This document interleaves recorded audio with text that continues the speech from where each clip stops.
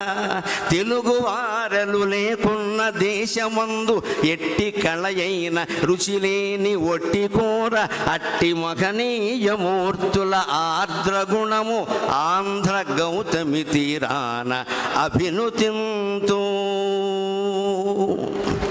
ఇప్పుడు ఒక మాట చెప్పి నేను సెలవు తీసుకుంటాను.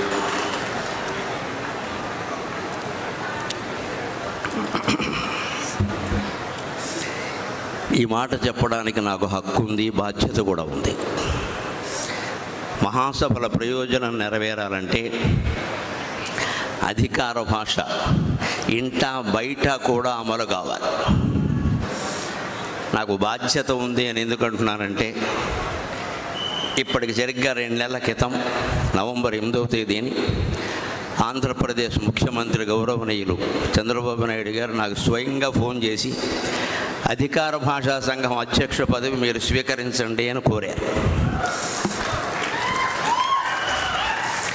ఇప్పటికి సరిగ్గా 2 నెలలు నేను చిత్తూరులో యోగ వాసిష్టం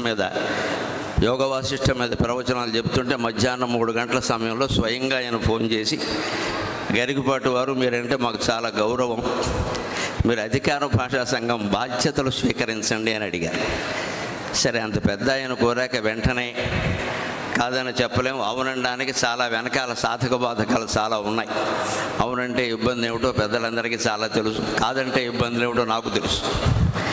అందుకని నాకు 48 గంటల సమయం ఇవ్వండి, 2 రోజుల్లో మాకు కుటుంబ సభ్యుల్ని శ్రేయోభిలాషుల్ని ఆలోచించుకొని చెప్తాను అంటే సరేనండి అన్నారు. నేను 24 గంటల్లోనే చెప్పాను. 2 పనులు చేస్తే నేను తప్పకుండా స్వీకరిస్తానండి. అక్కడ చేయవలసింది చాలా ఉంది, కానీ చేయగలిగింది ఏం కనపడడం లేదు.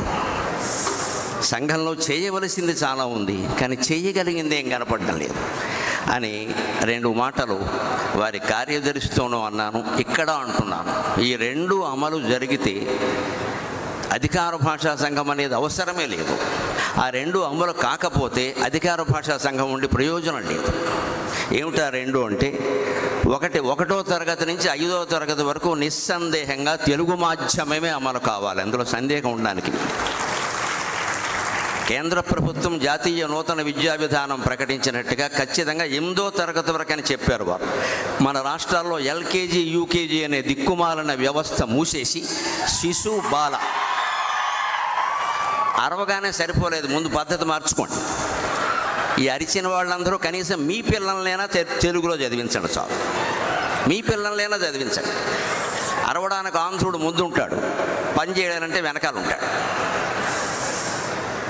అందుకని స్పష్టంగా చెబుతున్నా, మొహమాటం లేకుండా నాకు నెక్కచ్చిగానే మాట్లాడడం అలవాటు, బద్దలు కూడా చెప్పడమే అలవాటు, మొహమాటం వెళ్ళా. 1వ తరగతి నుంచి 5వ తరగతి వరకు ఎల్కేజీ యూకేజీ వ్యవస్థ కూడా తీసిపారేసి శిశు బాల తరగతులు పెట్టి అమ్మా నాన్న అనే మాటలతో, తెలుగు గీతాలతో, వానా వానా వాళ్ళప్ప, అప్పడప్పడ తాండ్ర, ఆవకాయ తాండ్ర లాంటి పాటలతో మొదలైతే తప్ప తెలుగు నిలబడే అవకాశం లేదు. రెండవది, 1వ తరగతి నుంచి డిగ్రీ వరకు తెలుగుని ప్రథమ భాషగా చేయాలి. దానికి ఏం చేయాలో అది చేయాలి, ఏమి మార్చాలో అవి మార్చాలి. రాజ్యాంగాన్ని 125 సార్లు మార్చిన వాళ్ళకి ఈ పాటి మార్చడం పెద్ద విషయం కాదు. మార్చి ఏప్రిల్ నెలలో తలుచుకుంటే తేలిగ్గా మార్చేయగలం, పెద్ద విషయం కాదు. తప్పనిసరిగా మార్చాలి. తెలుగు ప్రథమ భాష అయితేనే వాడు చదువుతాడు. నువ్వు ద్వితీయ భాష అన్నాక అవకాశం ఇచ్చాక ఏదైనా చదువుతాడు, ఏదైనా చేస్తాడు. మార్కుల కోసం చదివే మూర్ఖులు తయారవుతారు తప్ప విజ్ఞానులు తయారు కారు ఖచ్చితంగా. ఆ మార్కుల వ్యవస్థపై, మూర్ఖ వ్యవస్థపై తెలుగు వ్యవస్థ మళ్ళీ రావాలి అంటే ప్రభుత్వం 1వ తరగతి నుంచి డిగ్రీ వరకు తెలుగుని ప్రథమ భాష తప్పనిసరి ఒక పాఠ్యాంశం చేయాలి. 5వ తరగతి వరకైతే తెలుగు మాధ్యమమే ఉండాలి. ఈ 2 చేయగలిగితే ఎవ్వరూ అధికార భాషా సంఘం పెద్ద అధ్యక్షులై పదవులై ఇతర రాష్ట్రాల్లో పర్యటన చేయడం, వారికి అభిమానం ఎక్కువ మనకి తక్కువ అని మాట్లాడడం, ₹1 కోటి ఖర్చు రాయడం తప్పితే కలిసి వచ్చేది ఏమీ లేదు ఇక్కడ. అది ఇక్కడ హాజరైనటువంటి యువతరం మీద, మహిళల మీద ఆధారపడి ఉంది. అందుకని మీకు నమస్కారం పెట్టి కోరుతున్నా, భాష కోసం ఉద్యమం చేసే రోజు రావాలి. ఖచ్చితంగా భాష కోసం ఉద్యమం చేయాలి. మాకు భాష ముఖ్యం. మీకు ఓట్లు కావాలంటే మా భాషను నిలబెట్టండి, మీకు ఓట్లు కావాలంటే మాధ్యమం మార్చండి, మా పిల్లల్ని తెలుగు మాధ్యమంలోనే చేర్పిస్తాం, మా ఇంట్లో తెలుగే మాట్లాడతాం అనేటువంటి పట్టుదల మీకు రాగలిగితే ఖచ్చితంగా తెలుగు భాష నిలబడుతుంది. ఇంకొక మాట చెప్పి పద్య రూపంలో నేను సెలవు తీసుకుంటాను.